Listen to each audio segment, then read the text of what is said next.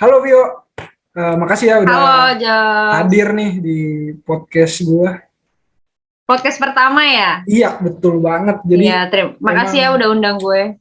sama-sama. Gue juga, malah gue yang makasih nih. Karena ada jadi temen yang diajak diskusi buat bahas isu-isu atau ya yang berita-berita mengenai isu luar negeri atau isu dalam negeri sekarang. Karena di podcast gue ini akan bahas masalah itu. Jadi untuk pembuka podcast gue ini gue mau bahas permasalahan yang lagi ada sekarang ini ramai dibicarain. Apalagi di dalam negeri Indonesia. Nah, gue denger-dengar kemarin tuh ada namanya G20. Terus kita Indonesia itu jadi tuan rumah G20 2022.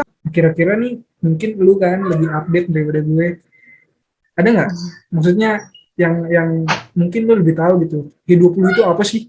Mungkin menurut lu Mungkin kan? kita nanti tukar pikiran aja kali Iya, ya. tukar Mungkin pikiran. bisa nambahin juga ya, kan Iya, pasti benar. dia juga tahu. Jadi Benar. sebenarnya G20 itu asal mulanya itu ada karena kekecewaan terhadap G7. Jadi G7 itu rata-rata negara-negara maju yang dimana di tahun 1998 sampai 1999 itu terjadi krisis ekonomi secara global besar-besaran gitu. Nah, expect-nya terhadap negara maju ini adalah bisa menopang gitu loh perekonomian internasional.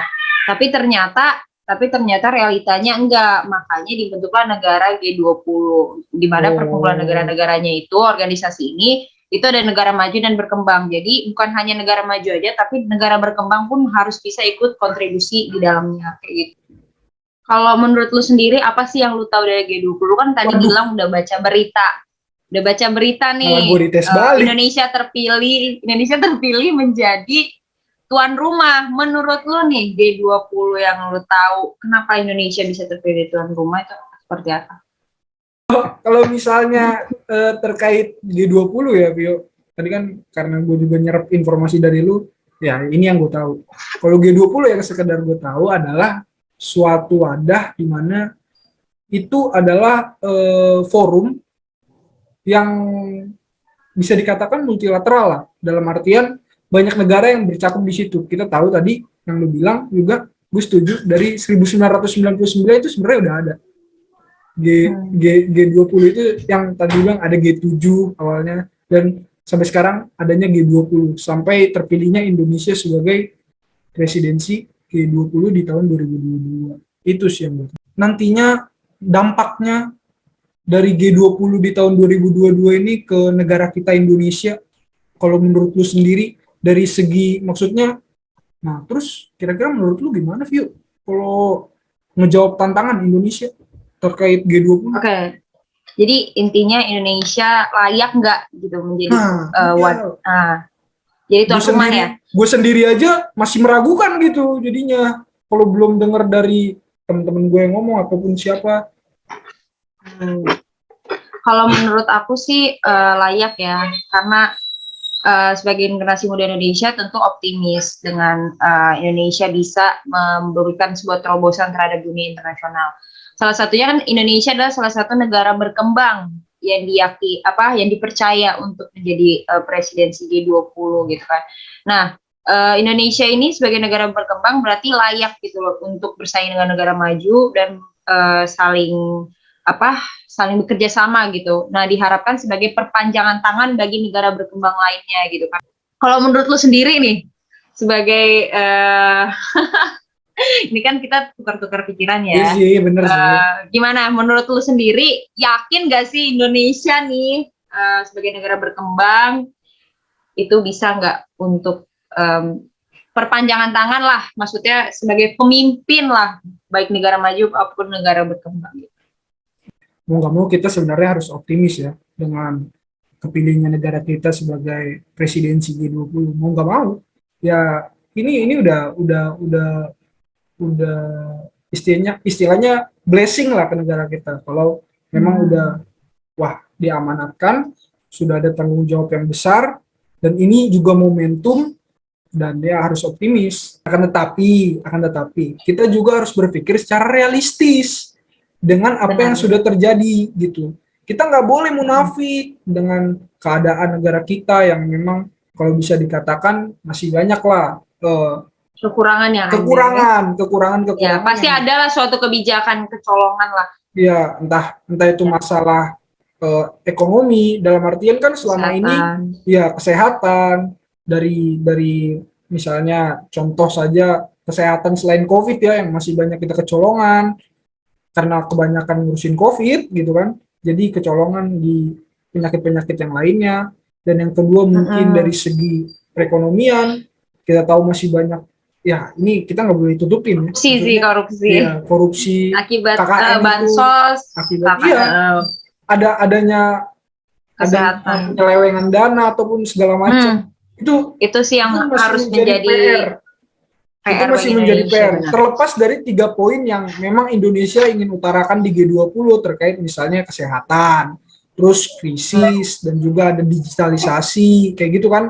Jadi emang benar-benar kita harus optimis dalam menjalani G20 di tahun 2022 ini, dan nantinya bisa menjadi tolak ukur bagi banyak negara, kayak gitu sih. Dan Indonesia harus Indonesia yang paling penting, Vio, menurutku Indonesia harus punya power yang kuat, hegemoni Benar, kuat, benar.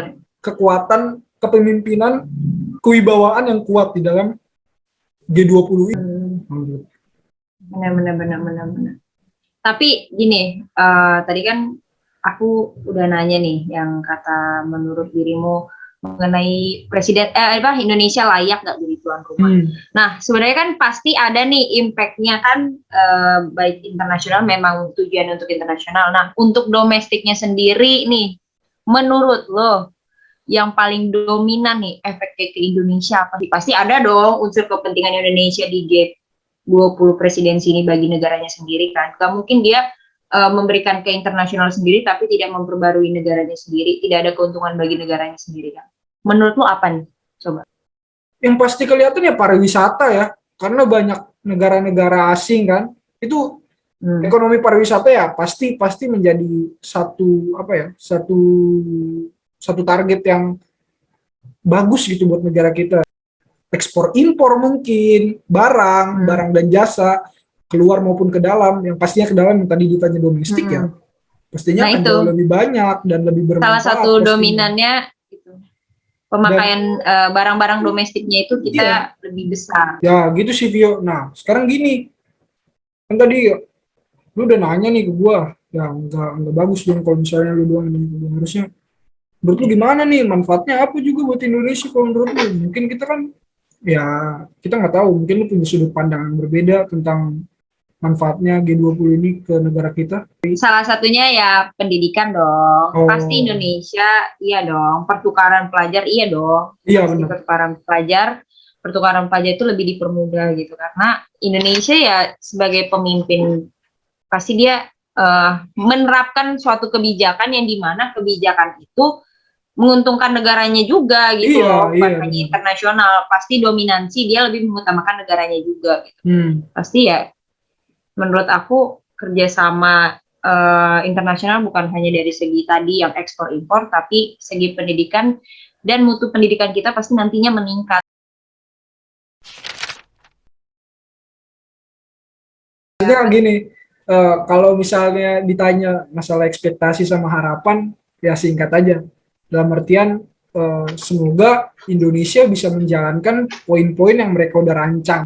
Nah, jadi harapan gue itu bahwa Indonesia itu harus bisa menjadi sebuah koordinasi bagi negara-negara, baik negara maju maupun berkembang, mengenai isu-isu prioritas tadi, yang 3 tadi, ekonomi, teknologi, kesehatan, dan juga berkelanjutan itu. Nah, dengan cara memperkuat politik global Indonesia sendiri, yang seperti tadi yang dirimu bilang, Jokowi dan di bawahnya, jajaran di bawahnya kabinetnya itu harus memiliki politik global yang kuat untuk meyakinkan itu. Dan juga Indonesia juga sebagai negara berkembang, balik lagi ke asalnya itu, harus bisa menjadi wadah bagi memperjuangkan aspirasi bagi kepentingan negara-negara berkembang itu sendiri gitu.